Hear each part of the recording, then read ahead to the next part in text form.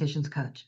I have almost 9 years of transitions coaching experience right now, based on well over 30 years of experience in human resources as a recruiter, both inside and outside companies. So I've been both a talent acquisition manager and an executive recruiter. I've been an HR business partner. I've managed recruiters. I've been a hiring manager. And the information that we present you in these sessions is based not only on our own experience, it's based also on all of the research that we're doing, keeping in touch with our colleagues. You're going to hear more about that next week when we talk about where we see the market going, based on the research, the contacts that we have, what our colleagues, what our professional organizations, what everyone is saying we can expect or maybe expect as we move forward in the coming year. But the information that we give you is based on fact and based on our experience. As of this morning, 933 of the people that I've worked with have gotten offers. So that's an important point, not just as a brag, okay? Although every once in a while, by the way, it is important to do humble brags and to quantify your results, but it's also a way of telling you that what we're doing in these sessions, these group coaching sessions, as well as the individual coaching sessions that I provide, it works. So please reach out with your questions. This session is all about you.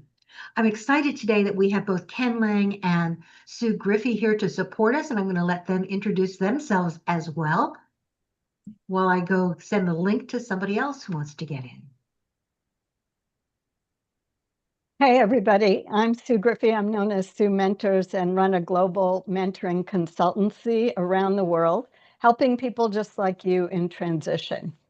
But I'm here today. I bring pom-poms to celebrate our successes, and I often will remind you just showing up here, not just getting here, getting yourself here is something you did because you're motivated. And I was reminded, because I know a lot of you on here already, I was reminded how much you all are implementing and trying to implement the best practices that we hear here, that you know from gathering information from other sources. Today, when I was on another job seeker help call, and they're starting several sessions over the next couple of weeks of getting your profile and getting yourself ready for job seeking, the number of people I connected to there had under 100 contacts. Some had hardly anything in their profile. One person I know, I was her first contact and probably just set it up this morning. Yay, yay for them. But I want you, because of comparisonitis, at least to realize you all are doing a lot of what you need to be doing. And every time that we have these meetings, take this opportunity to refresh yourself, and like I need to do. Kevin Turner reminded me yesterday, I should update my about section. It's been a couple of years.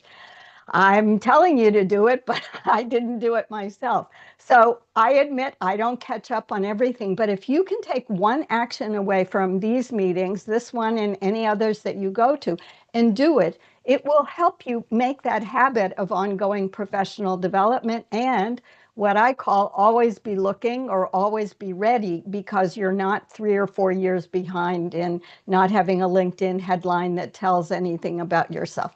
Ken's nodding and nodding, and I will turn the floor over to him because we're here, the three of us, because we all think alike and help each other. All right, Ken, good to see you. Another happy new year to you. Thank you very much, everyone. Kenneth Lang. I'm a career counselor, Lee Act Harrison, and I also do LinkedIn training. A lot of what I missed the conversation yesterday with Kevin Turner, but I've done a lot of the things he suggested. And just a few takeaways from what I've seen on my end. First of all, I'm working with LinkedIn right now to try to take down as many fake profiles, fake emails, all those things. And I actually spoke to someone from LinkedIn, which really blew me away. And what we're looking to do is have a separate email address where people can report LinkedIn fake profiles, perhaps a separate page. I know it's a fool's errand. I'm one of those people that believes in just giving it a shot because you never know. And one of the challenges that I have coming up in this year, working with Leah Harrison, we're actually trying to develop a curriculum as to how you can determine a fake profile. What are the steps you can take to get around that? Because you don't know unless you know. I actually got one of those fake job search things, and I did a post about how I could tell it was the way it was. And I think that's one of the challenges. There's so much bad information out there, bad profiles, bad AI stuff, that one of the challenges you really have to do is figure out, as Kevin said, what your lane is. Don't worry so much about the numbers. In the next couple of weeks, a lot of the top voices are going to be losing their badges. Some have already lost their badges, and others will be losing their badges because LinkedIn is going back and reviewing what it wants to do. So I'm here to help and support you in any way I can. Missed last week because I was going car shopping with my son. The car didn't work out. He's going to keep his car for now, and here to help in any way I can. Take it away, Linda. Thank you. So this is perfect. This is what we're trying to do, is make sure that we have all of this information for all of you. And I'm trying to get this going here. I apologize. I'm still seeing people on the other side who didn't see that we have a new Zoom link for today. So I may keep looking over there for every once in a while. Please add your information into the chat. Remember to do that. Tell us a little bit about who you are, what you're looking for, and where. And we want to make sure, thank you for adding those. We want to make sure that those links are clickable. So thank you for doing that. What happens is at the end of the meeting, I will add the chat, hopefully with all of those links still clickable, into our private group. You can also copy the chat so that you can make sure that you can connect with people and check it all as well. This is going to be a very lively session, or at least I hope it will. It usually is. And I expect it to be lively, not just on screen, but also in the chat. So if you're finding something that makes sense to you, please write it in the chat with the word nugget or learning or yay, something, so that we can recognize it and other people can as well. It's not just enough to say, hey, that's great. You need to share it for yourself as a reminder with what that was, as well as being able to share it for people who couldn't make it today and are just looking at the chat.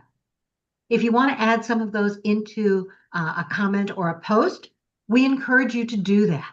We want you to share the information here as widely as possible, because our goal is to help as many people as possible move forward in the new year. So that's number one. Number two, if you have a question, please write the word question all in caps. We're going to try and monitor as quickly as closely as we can to make sure that all of your questions get answered. If you're new to the group, please raise your digital hand, and we'd like to have a chance for you to introduce yourself very quickly so that we can move forward. And if you have a quick win, and we'd like to do quick wins, just a sentence or two, and then move forward from there. And then we'll get into the chat. Okay. Welcome, John. Hello. Hi, everybody. John Tillett. I live in Littleton, Colorado, which is in the Denver metropolitan area. I'm a recent graduate of a data analytics boot camp that's focused on Excel, MySQL, and Microsoft Power BI. And so right now I'm pursuing a new career path to become the next data analyst in the Denver area. So hopefully that I'll realize that in 2026. Good for you. Thank you.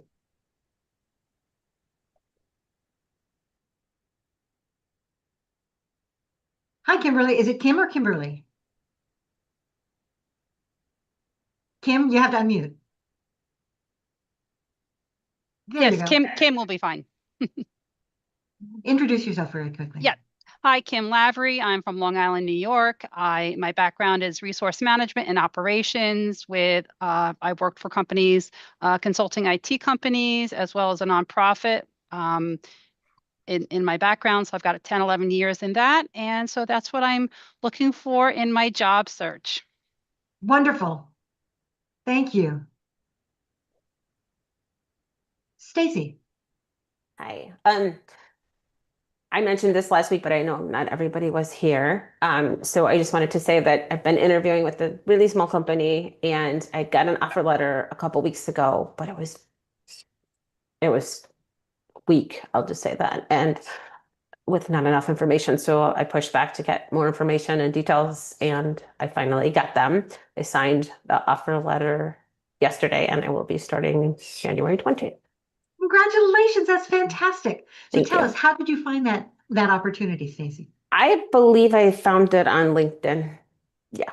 And I think this company was so small that they didn't even have a place, to like go complete an application. They basically said, send your resume to this email address. And that's what I did. And it took a while. And I think with the offer letter, it had to come from the owner of the company, the CTO, and he's been traveling for at least 2 weeks. So it's been kind of a back and forth. And I had to actually just wait for him to come back and answer my questions. And I negotiated the salary up a little bit because and it's kind of the only downside about it is it's a huge decrease from where I was, but a lot better than the 0 I've been at for the last 13 months. So I finally just told myself, you know what, I'm accepting it, and I choose to be happy because I loved every single person that I met, and I think I will fit in really well, and I think I'll do well. So I just have decided I'm not listening to the people that told me like you're selling out, and you know what, I don't want to hear it. I choose to be happy and thankful that I found something. So And we choose to be happy for you. I think that's fantastic, Thank Stacy. you. Congratulations. thanks. So remember, guys, applying directly works. It works. Applying through networking works. And I Don't did- limit yourself to yeah. only one way. I'm sorry, Stacy. I go ahead. did have to be a little, I'm not sure if it was naggy. For me personally, it felt a little naggy, but I did have to kind of push back with a couple of emails here and there, kind of saying like, hi, remember me? And, how's it going? Are we going to push forward? Because I think they're just little and they're doing what they're doing. And, at some point I really wondered if I was really getting it, because the HR person told me over the phone, yeah, they all love you. You're getting an offer, but then I didn't get it. So I was, doing that, doubting, like, and I just told myself I have to stop. I have to be positive because that's been, I think, what's been holding me back for so long. So Good. yeah. Congratulations, Stacy. Thanks. Thank you. We're really happy for you. Thank So you. 2 nuggets from what Stacy had, besides the fact that she's got that job and that's great. You find the job wherever you find it. You apply, you ask for follow-up, and don't be afraid to follow up. Don't be afraid to push back. Don't be afraid to reach out for other contacts to try and help you, whether you're doing it before, during, or after you've actually started that application process. Linda, welcome to the stage. Hi, good morning or afternoon or whatever it is. My name is Linda Parnell. I am currently in the Charleston, West Virginia area, though looking to relocate because job market is kind of pathetic here right now.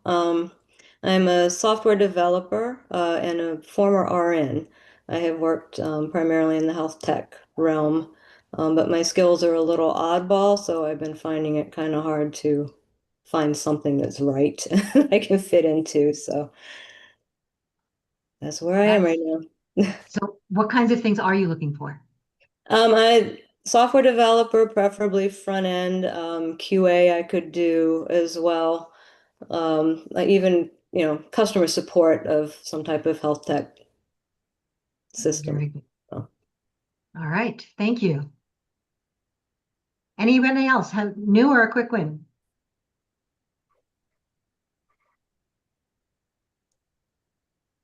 Sorry, I have to let somebody send the link to somebody else in just a moment. All right, so we're in the Q&A section. If you have a question, please raise your digital hand. In addition to, you can write the word question in the chat, but we'd like to be able to answer your question. So any question you like, nothing's off limits. Jason, all right, I see Jason has wrote the word question in the couple of them there, but Brian, you raised your hand on screen. Let me highlight you while I'm letting somebody else into the room. There we go. Brian, what's your Good question? morning, good afternoon, everybody. Linda, thank you for answering my question that I was unable to make it last Wednesday. So I had kind of a pressing question, so I reached out and I wanted to bring that up today and talk about it. Please. So my question is, well, let me kind of explain the story here. I became aware of a position that was going to be coming open for a product manager.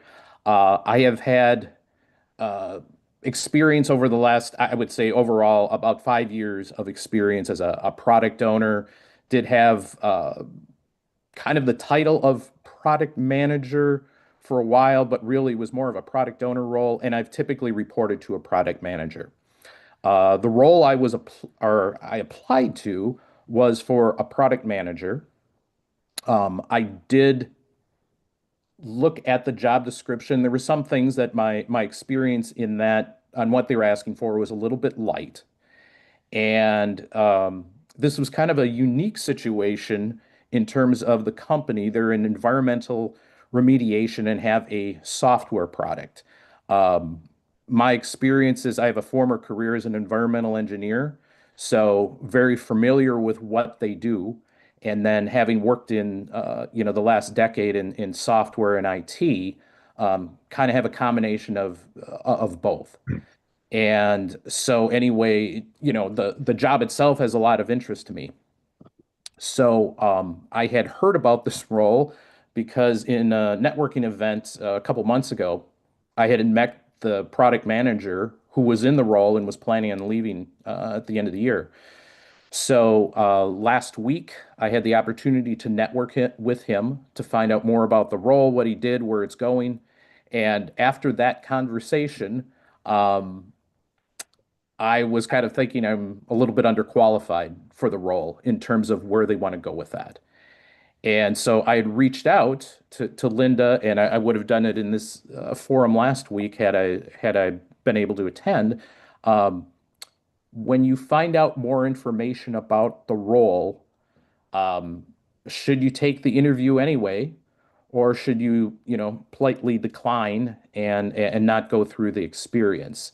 I guess I'll leave it there, and then I had the interview yesterday, and I'll follow up with how that worked out. So follow up now. Well, so I guess I was really apprehensive about taking the interview. I appreciate the encouragement, Linda. And then on Monday, I'm in a local job transition group, and they have some coaches there. I met with one of the coaches, and he's a retired executive from P&G, and kind of gave him the same story on why I was apprehensive, and he just really encouraged me as well to go ahead through the interview. He says, you've got a lot of experience in this, and he's a big Strength Finders advocate, and he says, your strengths are very much in alignment with this role. So I had the interview yesterday, and it's a third-party recruiter because it's a small company. They're just around 70 people, and the recruiter immediately focused on where I was light on my experience. So I had prepared for that and gave some examples of, where I've had the experience. Actually, previously early in my career, working for a small environmental consulting company, because they did ask for P&L experience. One issue that was probably a little light is in go-to-market. So I did have an example with that as well. Overall, really the tendency to me was they want somebody maybe not so much with a technical background, but with a strong business background and marketing for product, because they have a very small client base that uses the product. This is like an add-in to their services on the software product, and they really want to expand it. So I really got the feeling from the recruiter that that's what they're looking for. I'm probably not the right individual for this role, despite my interest and providing those examples. She said I would probably hear back in the next day or two. I'm expecting that I probably won't go further, but I guess I'm apprehensive that I took the interview. On the other hand, I'm glad I did take the interview. So that's Always take the interview. Okay. Okay. Sue or Ken, you have anything else you want to add to that? Well, I have two thoughts. One is, yes, always take the interview, because over a decade ago, I was telling women, at least, if you have 60% of what they're asking for, because you never know what's written linearly in a job posting may not be exactly, you don't know what they're looking for. So it's good you didn't self-select out and you got the interview practice. And two, the second thought is, the feedback you got, which is great, even just knowing what you know without feedback from them, is okay. Now, if I see these kinds of phrases, I might want to think about whether or not I want to emphasize what I'm able to do in business development. So they wanted some kind of business development, representational sales, whatever, not surprisingly in this economy. But you could always capture a small part of that, of what you actually have done, and incorporate that into at your more senior level, the kinds of discussions. For example, I had X amount of P&L responsibility and I made 10% every year, which was the standard for our company. Or I really am very good at writing the technical parts of proposals and preparing pitch decks that tell a compelling story. And maybe you don't do the closing of it, but don't forget to use this information to give yourself the additional skills and take credit for them. Because what I'm hearing, Brian, is what I hear from a lot of us. You are underselling yourself in your own brain anyway, even if you do a good job of it in the interview. So just remember, if you need them, you'll always see pom-poms from me for just showing up and making the effort and learning from your experience, which I hear you're already doing. Yeah, Thanks, Linda. I put in the chat. First of all, you don't know what they're going to end up getting.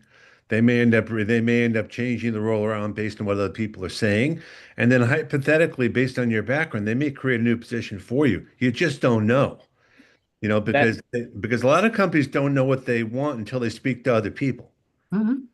And Well- so those are some of my thoughts, and I put them in the chat as well. Yeah, I appreciate that, Ken, because that came to mind as well, is that maybe they don't create a new position, but maybe there's something else that they'll be looking for. And considering they are a small company, just by having the interview, 6 months down the road, they may say, hey, we interviewed, they interviewed me. We know this guy had this type of experience. Maybe he's interested in this. We'll interview him again for this other role or something of that Or nature. maybe the person they hire doesn't work out. Again, you Right. hope it doesn't happen, but again, you just never know. So always do a follow-up, even if you get turned down. Okay. And we're not making that assumption, but Right. if you get turned down, okay, always do a follow-up. Thank you for that. Here's why this is such a great company. One quick sentence about why you'd like to continue to work there, that you will keep in touch. Okay. Okay. And then do so for future opportunities. Thanking them for the opportunity for an interview when you've been turned down, you would be surprised at how far that goes because so few people do that. Sure. Okay. Okay, I it will truly does certainly give do you that. And on of their course, I did send a thank you note within, an hour of the interview. So But if you Good. get rejected, say, I appreciate the opportunity to have had a chat with you, and let's stay in touch, or I hope you keep me in mind for other opportunities. Very, very, very few people say a thank you for rejecting me, if you will. Exactly. Okay. And if you want to go further, if you had a really good conversation, the one additional phrase you might include would be, can you tell me how I might better prepare for a role like this here or at another company in the future? Companies are very unwilling to provide you with direct interview feedback, okay, for a lot of reasons, including the legalities. Mhm. But you're not asking them for feedback. What did you do wrong? You're saying, in effect, be my mentor, give me some advice. How can I do something differently? How can I better prepare? Not interview, but how can I better prepare for a role like this next time? You may not get a response, but just that one phrase, if I'm sitting on the other side of the desk, says you're really interested and concerned, and you really want roles like this. You want to move forward. You want to be able to make changes. So that also brings you up into my mind. Okay. Thank you. You're very welcome. Thanks for reaching out with a question, by the way, even before one of these. TJ. No, I'm sorry, Jason, you were next. Yeah, quick question. And probably more general or generic. The ATS systems that have job application statuses. So, for example, application submitted, under review, interview, offered, etc. Is there a standardized or common practice for these ATS systems in terms of the wording used for each stage? Or I already got my answer. Or I was just going to say, I guess the answer is no. I understand that. So an extension to that question, has there ever been, in any of your experience within the HR field, to those statuses, any sort of extension to the status? So what I mean is, let's say I submit a job, it says application submitted. Let's say nobody's reached out, but the update was, or the status was updated to in review. And shortly after that, I get an email from a recruiter to start the process. That in review is often kept there, but is there any sort of, or has there ever been like a subfield in review because so-and-so contacted me internally and asked me to reach out? Nope. Not through the ATSs. There may be internal things that they're doing in terms of what this person's situation is, but you're not going to see that within an ATS. You're not. Now, as a recruiter, That's hiring right. manager, I may see that note internally, No, exactly. I'm saying from a job seeker perspective, but you will not. right. And also, Jason, there at last count, and I haven't looked at the actual list for years, there are over 100 ATSs and many platforms that have been doing what they do with our medical records, where a certain health system like Hopkins Health System doesn't match up with my ortho system. So there's never going to be a consistent standard. And by the way, this is exactly what we're going through with LinkedIn. No one is required to put out there what their own company's criteria are for their ATS. So there's no way to get it. I tell you, I know Linda and Ken do this. I go to as many interviews or watch them in replay where it says, let's talk about this to an internal recruiter. And, that's the most we can gather from what a sample of one, their expertise in their one ATS is. I think what you need to try to do for yourself is figure out sort of the norm for you, because I have done in the last couple of weeks 2 times my work trends that are going on and where 2026 is going. There was one slide from a report I'm blanking on about the numbers of candidates that are ghosting companies, not just getting ghosted by companies. And the number one, these weren't a lot, but they were around 25%, was the length of time of not hearing back from these companies. So you need to figure out what a continuum for you looks like of, if I'm in review for 2 months, I'm not going anywhere. And that's not that they don't want you, but the other tactic for 2026 that started in 2025 is companies want to fill positions, but they're hedging their bet on AI. And I think it was Colleen Paulson, I quoted, who had done a review of all the companies that are hiring that are saying, it was JP Morgan, she quoted saying, we have a certain bias against filling open staff positions or something like that, meaning we're going slow, even though this is agony, because we're putting our bets in AI. So what you control, your side of the convo, make your own continuum and then go from there. And I know Linda and Ken have said this before. When you don't hear back after a few weeks, move on, mentally move on. Like the house that you didn't get if you bid on it, just move on. You're not in that house. You're going to be in a different kind of company. So no standards, no criteria, and no transparency on LinkedIn or and ATSs that I can determine. Real quick, I don't mean to really interrupt, but Sue, from your last comment you just mentioned about moving on after a period of time, I just want to link off of that, which is actually why I'm bringing the question up. A couple months back, I applied to a job, obviously back last year. I had not heard anything, no email, no updates, the status update in the applicant tracking system. So I moved on. I said, it's not going to happen. I don't expect it. And then I think if I remember back, when I applied to the job, I applied in the system, but I had also on LinkedIn reached out to the hiring manager, or who I assumed was the hiring manager, whoever had posted the job. There was a post about it. So I reached out to that person. I went back and I looked at that person's the LinkedIn chat, and they never responded back to me either. So again, it's secondary confirmation to say, I have no hope. Yeah. And I know we talked about this, meetings ago, many months ago here, but this was one of those sort of situations where I had moved on. I convinced myself this is not going to happen for me, and I was okay with it. A couple weeks ago, the recruiter reached out to me for that role. Tomorrow I have the interview with the recruiter. And it's a higher level but you've position, already moved on. Let me just interrupt because I know we have other questions. Yeah. You've already moved on. So what you need to do is step back and get out of the mental agony of they don't love me, they haven't written, reaching out every 5 days, sending an article, all the things that Ken and Linda and I recommend. You move on and let it go. And maybe someone will reach out. And you can always have that hope. I've seen a couple ideal jobs that side of it. And what we find over and over again, and you hear it from people here occasionally, I'm so depressed. No one's getting back to me. I need my energy, and they come here for a pep talk. So yes, you've moved on. And yes, they can come back to you. Ken and others wrote that in the text about different people like Brian. Go ahead and apply anyway. They at least will see you and maybe you'll fit something else. So yes, there are a lot of linkages there, Jason, but the short answer is you're never going to see behind the curtain. Maybe the better analogy is the Wizard of Oz. We can't pull back the curtains, only Toto can, and we don't have enough dogs to do that. So just accept the curtains closed, and I'll turn it over to Ken and Linda for more analogies. I'm making bad I ones. actually had a conversation with an executive recruiter, which is why I posted this in the chat.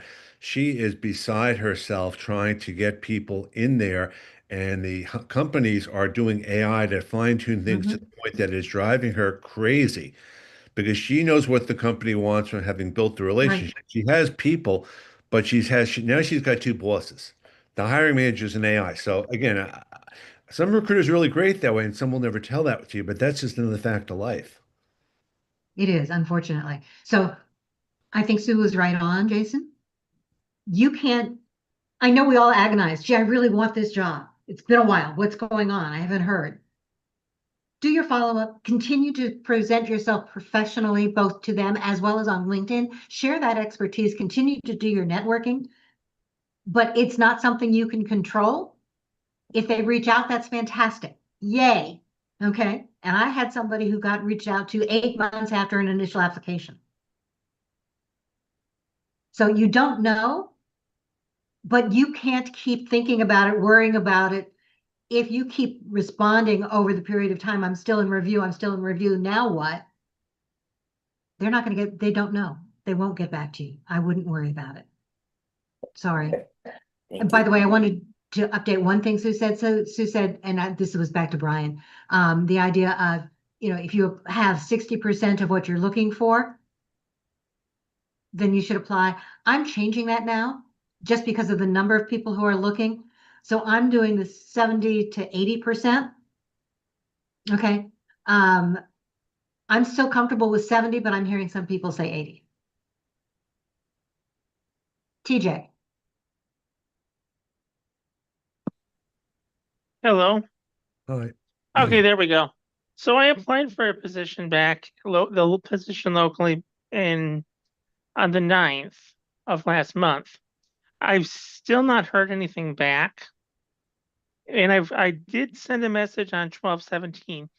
Is it time for me to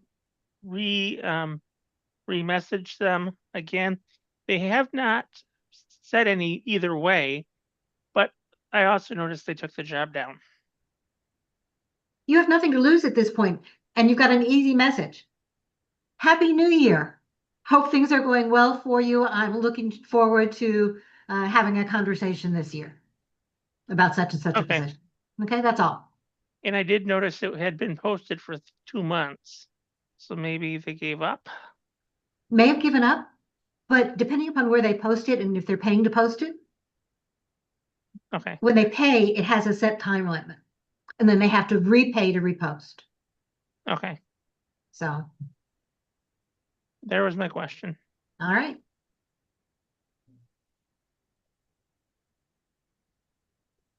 Julie, looks like your next question is next. Oh, okay. Question on contract jobs. Okay, I've had them, and don't get me wrong, I'm still open to them, but is that still going to be the norm for the next how many years on contract jobs? I mean, You get in there for a contract job. I know it ends, and then there might be a possibility that they might call you for another one. But I guess you got to still keep moving on, is my theory. Well, actually, this last job that just ended, my contract job, I do have a job through them for a permanent position this week. But I don't put all my eggs in one basket because I don't assume anything. I don't. I just don't trust. I'm sorry, but I don't trust anything anymore considering my history. I just don't.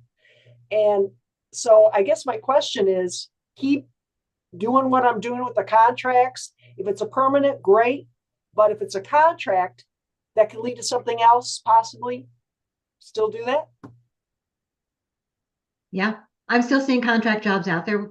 What are you seeing, Kim? Oh, I'm seeing a lot of people here locally also putting out their own shingles and doing like freelance work for multiple people, and building up relationships that way because they just want some certainty. Again, every situation's different. I mean, it's not easy to do it that way, but you can't. It's just everything is all screwed up right now. I don't know another way to say it with job search, especially in Yep. IT and professional services. So you got to do what you got to do. Yeah. So, Julie, unfortunately, I do see contracts continuing. I see the growth of those continuing. As we continue to see problems with the healthcare industry or healthcare insurance, I see that's another push for companies to move that contract route because it lowers their costs. When companies are unsure of their economic status, they're going to do that more contract work. And what I'm hearing from my HR colleagues is that contracting seems to be something that they are moving to, even though they want the full-time roles. They are being able to hire more on that contract level right now than they are on the permanent role. Same job, just different status. So keep looking. But even if when you take that contract role, you keep looking. One of the unwritten rules about contracting is that just as we know that any employment position is employment at will, either of you can walk out and leave at any time. It is even more so with a contract. A contract can be stopped under moment's notice. Okay, even though they say it's a 6-month contract, they can stop it after 3 days. Our funding went away, whatever it is. so if I say after 3 months, this is not the role for me, obviously I would give them like a 2-week notice to let them know, just like anything, just scenario. Right. But with a contract, Sue's phrase before, always be looking, always be ready. In a contract job, always keep applying for that next forever role.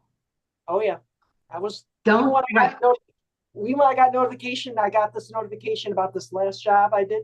I was starting to already, look, and even so, like you're saying, just to get tired of looking, of course, but yeah. Right. And companies will understand, they may not like it, but they will understand if you leave in the middle of a contract to take another role. Mm-hmm. You have to look out for you.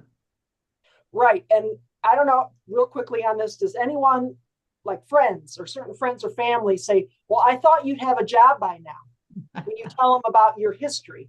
Or like, oh, the contract job ended? Well, I thought you'd be working full time by now. I thought it would be this, but you like to say to them, you don't understand what we're going through. You just don't. If you're not in that thing, you don't understand it. And I'd like to say that very nicely about that. So I'm sure people on this panel have gone through that too, baby, about why, you're still not have a job, or why you're in this, or why this is not.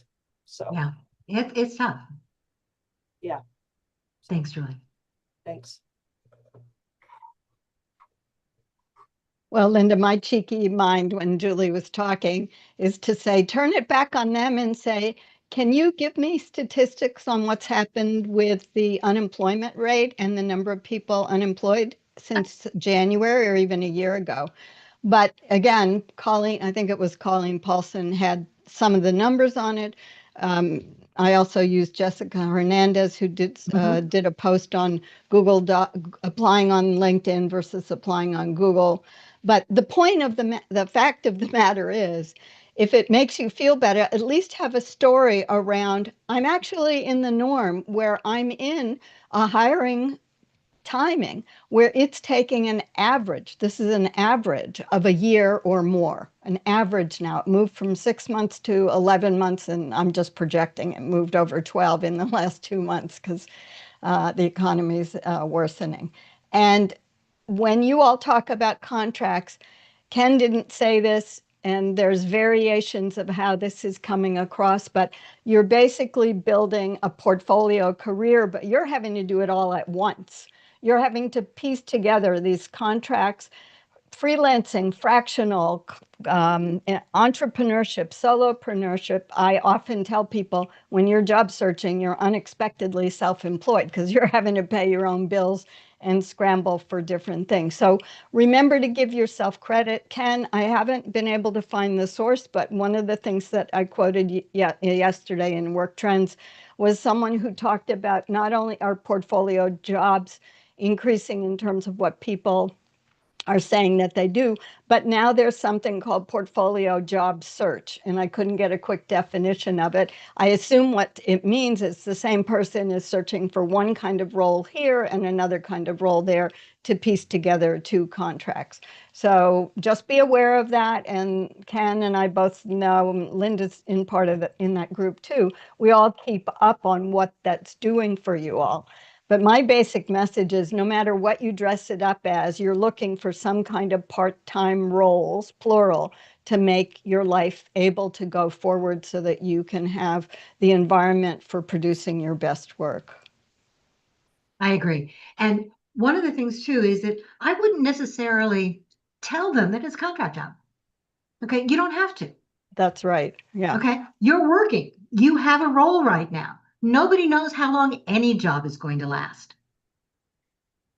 So saying you don't have a real job because it's a contract job, that's not true.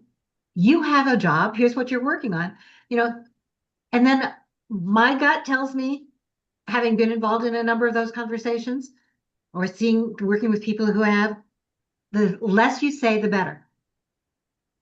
Okay. So for yourself, understand everything that Sue has said. Absolutely. But, this is a great contract. This is a great role. I'm excited about it. It's a good company. Tell me what's going on in your life. Switch the conversation as quickly as possible, because otherwise you may end up going down those rabbit holes that are going to just play with your head. Sorry.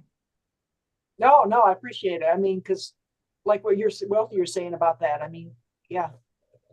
Switching to there, or maybe that's not say contract too, but yeah, you don't have to say contract. Yeah. John. One quick thought also would be, if the person asks you why you aren't working yet, you can say, "Oh, are you aware of some positions that I might be able to apply for?" And just smile at them. Yep. So, ask Good them one. to help you out. Good one. Is there anything open at your company? Somebody else I can talk with. So sorry about that. Sorry about the cough. My question has to do with following up on applications where, on like a portal like Workday or whatever, where you really don't know who the contact is to follow up with. Something I've thought about is to go through the company, do some research, and find out who the human resource people are. And there's another website that has domains for different companies. I think it's hunter.io. You can go in there, say this is the company, and they'll give you the @company.com address, and they'll tell you how to format the name part of it.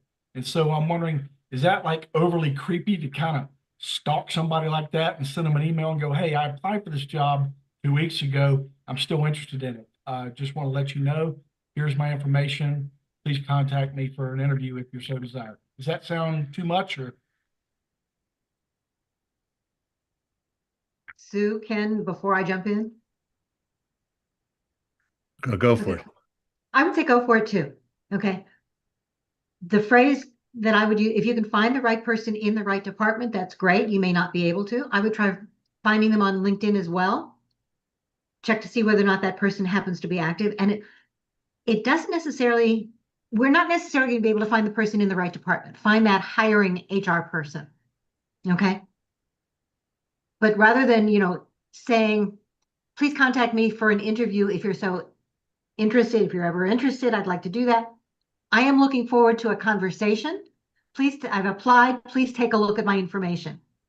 1 or 2 quick sentences. Yeah, quick. Yeah. You're not overwhelming. You're giving them just a little bit of information about why they should take a look. 1 accomplishment, 1 thing that ties you directly to the role. This is a cover letter that is so minimal that it's really just the idea of saying, take a look. Now, I'll tell you something that from an HR perspective, the fact that you're making that outreach will make you stand out once. Okay. It's not, I haven't heard from you. It's just, hey, I've applied. I'm really excited. Here's what intrigues me or what I can bring to you. Please take a look at my application for this role. Looking forward to a conversation. Excellent. Thank you for the comments and feedback. You're welcome. Thank you so far, so I'll definitely be back. Thank you.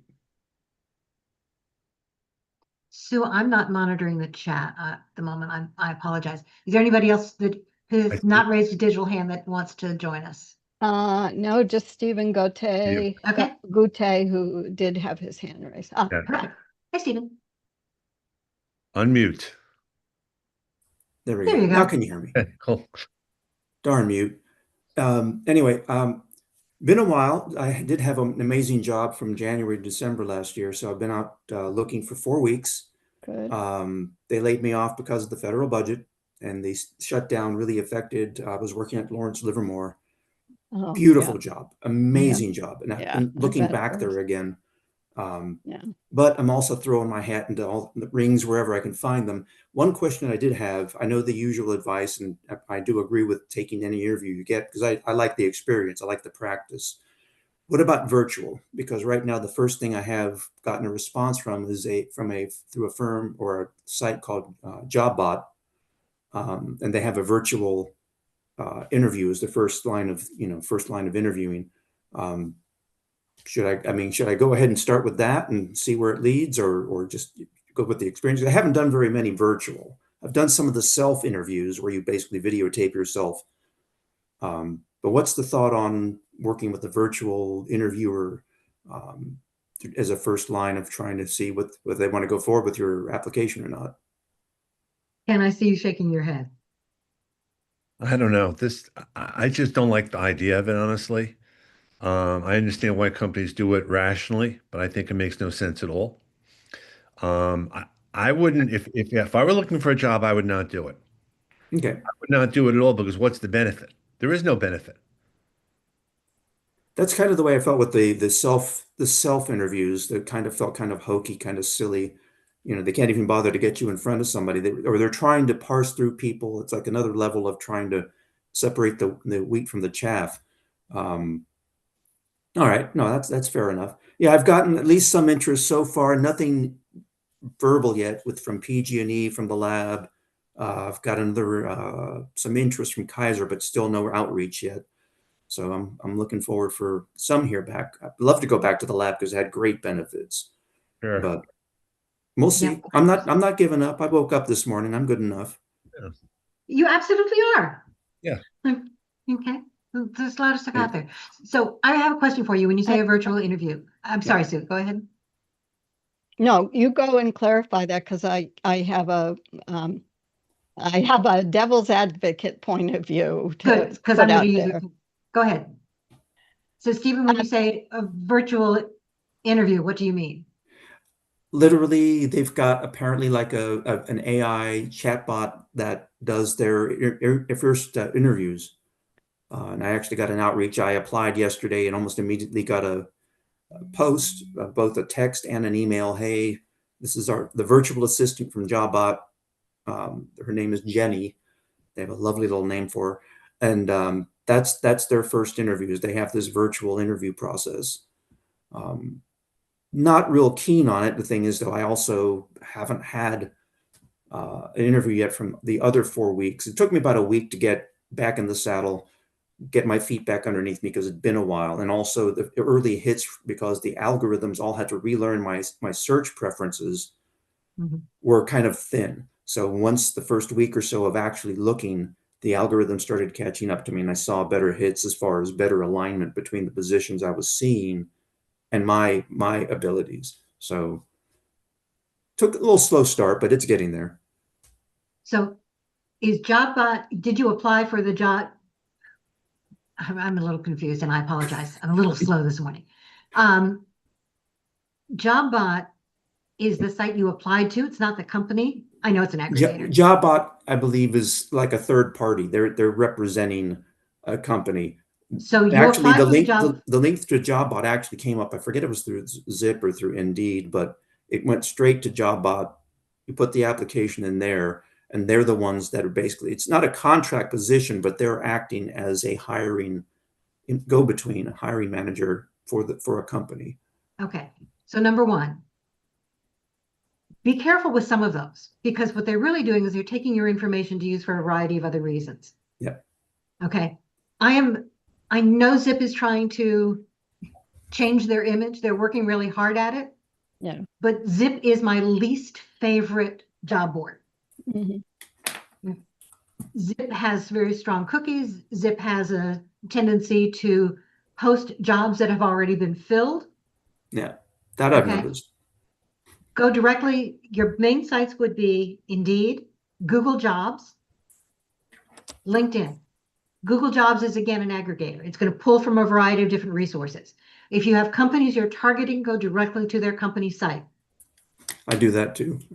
I'll Okay. go through Delta Dental, frequently Kaiser, PG&E. Yeah, I have go directly a to their laundry company list site. of companies that I'm looking at that I constantly go through, looking at their job boards directly. Perfect. Apply directly on the company site. Oh, always. When available, that's usually the best way to do it. Okay. So if the job is just going, I'm sorry, Sue? No, I think is Stephen. So you're saying you applied directly, but you're getting a response back via No, something this one wasn't that, direct. This one was through JobBot. okay, so this was just an unusual one. Okay. All right. So here's my just general recommendation.